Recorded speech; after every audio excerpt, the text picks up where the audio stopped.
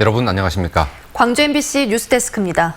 목포에서 붕어빵을 파는 노점상 부부가 코로나19 확진 판정을 받았습니다. 혹시라도 붕어빵을 팔면서 바이러스를 옮기지 않았을지 걱정이 커지고 있습니다. 더욱이 증상이 나타난 뒤에도 장사를 계속한 사실이 확인되면서 방역당국은 접촉자를 파악하는 데 집중하고 있습니다. 보도에 김한수 기자입니다. 확진자들은 부부로 목포시 연산동에 거주하는 51살 A씨와 남편 72살 B씨입니다. 전남 7번째 환자인 A씨는 지난 19일부터 고열 등의 증세를 보였고 남편 B씨는 무증상이었습니다. A씨는 증상 발현 5일 만인 어제 목포시의 한 내과를 방문했고 의심 증세로 확인되면서 목포 기독병원 선별진료소를 방문해 검체를 채취했습니다. 1차 검사에서 A씨가 양성 판정을 받으면서 함께 생활했던 남편 B씨도 검사를 받았고 두 사람 모두 양성 판정이 내려졌습니다. 오늘 14시에 두 명 모두 최종 양성 판정이 되어 곧바로 강진의료원으로 입원 조치하였습니다. 현재까지 나타난 동선은 A씨가 다닌 무안만민교회와 증상 발현 이후 방문한 개인병원, 가족과 함께 식사를 한 자택 등입니다. 전남도 신속대응팀과 목포시 무안군 역학조사반이 투입돼 목포의 한 내과를 폐쇄하고 의료진과 가족, 교회 신도 등 30여 명을 격리했습니다. 그러나 노점상인 A씨의 불분명한 감염 경로와 증세 발현 이후에도 영업을 한 점이 지역사회의 불안감을 키우고 있습니다. 목포시는 긴급 문자를 통해 A씨가 목포시 산정로의 화물차에서 붕어빵을 판매하면서 불특정 다수와 접촉했을 것으로 보고 지난 18일과 19일 이틀 동안 노점을 이용한 시민들의 자진 신고를 요청했습니다. MBC 뉴스 김한수입니다. 정부와 자치단체가 하루가 멀다 하고 경제대책을 내놓고 있습니다. 그만큼 코로나19에서 시작된 경제 위기 상황이 심상치 않다는 판단에 섭니다. 하지만 문제는 속도입니다. 소상공인과 자영업자들은 당장 죽겠다고 아우성인데 대출을 받는데도 한참을 기다려야 합니다. 송정근 기자가 보도합니다. 코로나19의 여파로 최근 매출이 평소의 30%까지 떨어진 박상욱 씨. 임대료와 직원 월급 등을 해결하기 위해 지난달 광주 신용보증재단에 소상공인 대출을 신청했습니다. 사실은 힘든 것도 힘든 거지만 출구가 보이지 않는다는 거죠. 그냥 언제 이게 끝날지도 모르고 또 얼마만큼 이게 이 상황이 계속갈지 모르니까 그게 제일 힘든 거죠. 지난 15일 광주시가 무이자 등의 혜택이 있는 특례보증 대책을 발표한 이후에는 대출을 신청하는 소상공인들이 폭발적으로 늘었습니다. 이달부터 힘들어질 것 같아서 이달 어떻게 버티더라도 또 다음 달에 또 대출을 받아서 또 이렇게 이자가 싸다 하니까 이달 받아놓고 나서 준비를 해놔야죠. 광주 신용보증재단 광산지점에만 하루 평균 150건의 대출 신청이 접수되는 등 평소보다 대출 신청이 7, 8배 늘어났습니다. 하지만 서류심사 등 업무를 처리할 직원은 급증하는 신청을 따라가지 못해 대출 승인이 나기까지 한 달을 기다려야 합니다. 하루하루를 버티기 힘든 소상공인들에게 너무나 긴 시간입니다. 신용보증재단도 시간을 줄이기 위해 업무를 시중은행에 위탁하기도 하고 현장 조사를 생략해 대출 신청 절차를 간소화했지만 밀려드는 신청을 감당하는 데 한계가 있습니다. 지금 현장 저희 내방은 찾아오신 분들은 지금도 한 5, 60명 되시는데요. 일단은 지금 현재는 인력 부족이 좀 심각한 상황이고요. 신용보증재단은 다음 주부터 청년 인턴 30여 명을 활용해 대출 승인까지의 기간을 일주일로 줄이겠다는 계획입니다. 광주 지역의 소상공인과 자영업자 수는 10만 명이 넘고 종사하는 사람은 30만 명이 넘습니다.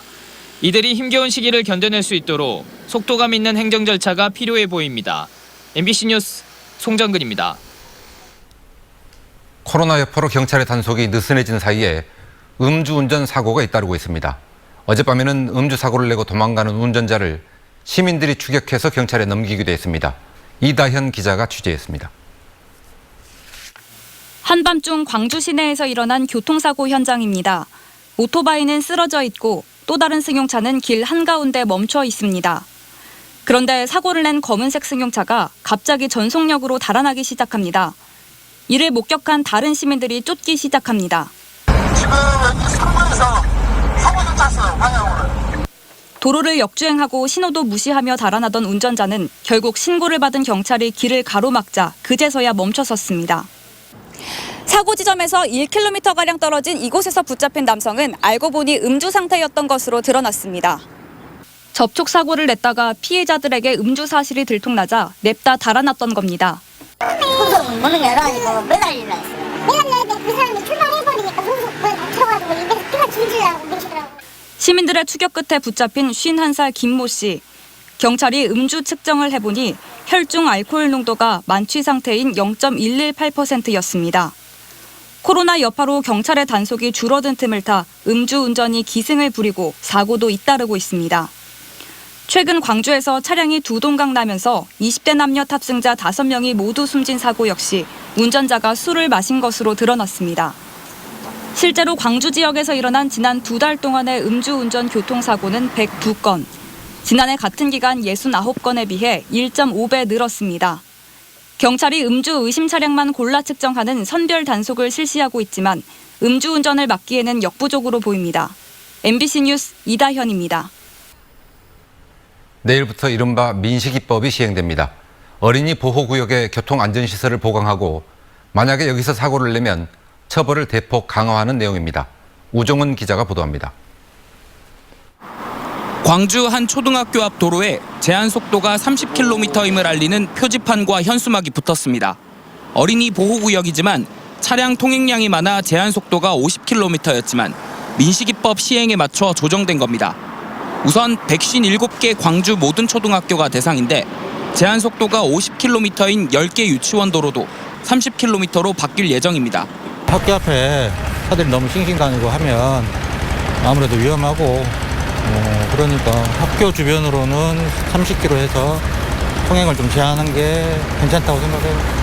충남 아산의 스쿨존에서 9살 김민식 군이 차에 치여 숨진 사고를 계기로 마련된 민식이법이 내일부터 시행됩니다. 민식이법은 스쿨존에 과속 단속 카메라 등 장비를 설치하도록 하고 어린이 보호구역에서 사망사고를 낸 운전자는 최대 무기징역의 가중처벌을 하도록 규정하고 있습니다. 민식이법 시행에 따라 이처럼 과속 단속 카메라가 없는 어린이 보호구역에는 무인 단속 장비가 설치됩니다. 제한 속도 조정과 함께 사고를 막기 위한 시설도 추가됩니다. 광주시와 경찰은 616개 어린이 보호구역에 67대가 설치된 과속 단속 카메라를 올해 말까지 99대 더 늘릴 계획입니다. 또 학교나 유치원과 맞닿은 횡단보도 중 신호등이 설치되지 않은 26곳에는 신호등이 설치됩니다. 유치원 어린이집에 대해서도 제한속도 하향 및 횡단보도 신호기, 무인 단속 장비를 추가로 설치할 계획입니다. 지난 3년간 광주 어린이 보호구역에서는 75명의 어린이가 숨지거나 다쳤습니다. MBC 뉴스 우종은입니다.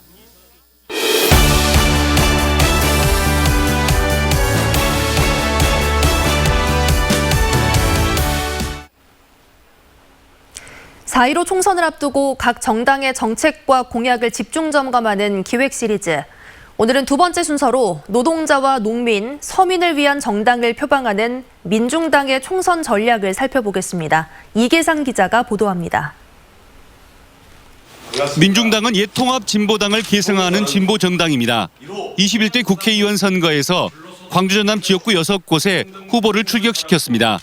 민중당 후보들은 모두가 함께 잘 사는 세상을 만들기 위해서 불공정 자산 재분배와 부의 불평등 해소를 총선 슬로건으로 내걸었습니다.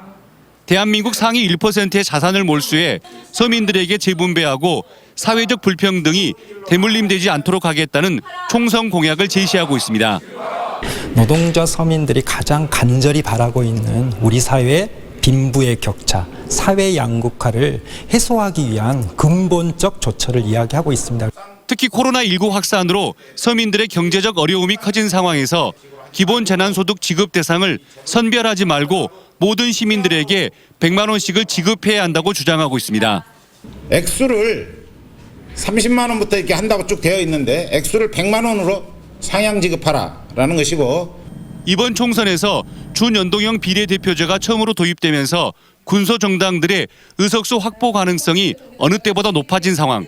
민중당은 대한민국 정당사에서 처음으로 학교 비정규직 여성 노동자를 비례대표 1번 후보로 전진 배치했습니다. 비정규직 노동자들이 최소한의 생존권 아무도 보장받지 못해서 국가가 보호하고 지켜줘야 되는 것이 상식인데 그 상식이 깨어지고 있는 비인간적인 대한민국 사회를 바꿔보고 싶습니다. 통합진보당 해산 이후 정통 진보 정당을 계승하겠다며 탄생한 민중당. 이번 총선에서 3% 넘는 지지를 얻어 비례대표 의석수를 최대한 확보하겠다는 목표를 이룰 수 있을지 주목받고 있습니다. MBC 뉴스 이계상입니다.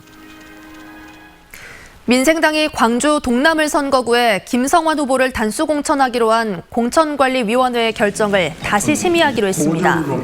민생당 최고위원회는 오늘 비공개 회의를 열어 동남을 박주선 의원이 제기한 재심 신청을 받아들이기로 결정했습니다. 이에 따라 민생당 공관위는 박 의원과 김 후보에 대한 여론조사와 면접 등을 거쳐 공천 후보를 다시 결정할 것으로 보입니다. 기아 타이거즈에서 미열을 보인 선수가 나와 진행 중인 훈련이 중단됐습니다. 기아는 오늘 훈련 도중 선수 한 명이 미열 증세를 보여 선별진료소에서 진단검사를 받은 뒤 자가격리하도록 했습니다. 또 매뉴얼에 따라 훈련을 중지하고 모든 선수들을 퇴근시킨 뒤 자택에서 대기하도록 했고 내일로 예정된 자체 홍백전도 취소했습니다. 한편 KBO는 프로야구 개막을 4월 20일 이후로 연기하되 코로나19 추이에 따라 4월 7일부터는 구단 간 연습 경기를 허용하기로 했습니다. 방역 지침을 지키지 않는 학원에 대해 집합금지 행정명령이 내려질 것으로 보입니다. 교육부는 고강도 사회적 거리 두기를 권고하면서 방역 지침을 지키지 않으면 PC방과 노래방처럼 학원도 집합금지를 명령할 수 있다며 사실상 자치단체에 행정명령을 권고했습니다. 지난 20일 기준으로 광주에서는 학원과 교습소 4,700여 곳 가운데 4,100여 곳이 문을 열었고 휴원율은 12.8%로 전국에서 제주 다음으로 낮습니다. 광주 북부경찰서는 주택에 불을 질러 80대 여성을 숨지게 한 혐의로 65살 김모 씨를 붙잡아 조사하고 있습니다. 김 씨는 어젯밤 11시쯤 자신이 새들어 사는 광주 북구 풍양동의 주택에 술에 취한 채 불을 질러 집주인 89살 A씨를 숨지게 한 혐의를 받고 있습니다. 경찰 조사 결과 조울증 등을 앓고 있는 김 씨는 최근 이사 온 집에 가스레인지가 작동하지 않는다며 홧김에 불을 지른 것으로 드러났습니다. 광주와 전남 지역에 건조특보가 발효된 가운데 전남 지역에서 산불이 잇따라 발생했습니다. 오늘 오후 3시 55분쯤 화순군 이양면의 대나무밭에서 불이 나 0.3헥타르를 태우고 출동한 소방대에 의해 2시간여 만에 꺼졌습니다. 비슷한 시각 곡성군 곡성읍의 한 야산에서도 등산객이 버린 담뱃불로 불이 나 숲 300여 제곱미터를 태우고 50분 만에 꺼졌습니다. 광주 MBC 보도로 환경단체가 감사를 청구한 환경미화 업체 쓰레기 불법 수거에 대해 광주시가 실태조사에 착수했습니다. 광주시는 최근 보도로 드러난 동구와 서구 등의 쓰레기 불법 수거와 관련해 모든 자치구의 쓰레기 수거 실태를 파악하기로 결정했습니다. 광주시는 현장 조사와 점검 등을 통해 문제가 확인되면 고발 등의 조치를 취하고 쓰레기 수거에 대한 종합 대책을 마련한다는 방침입니다.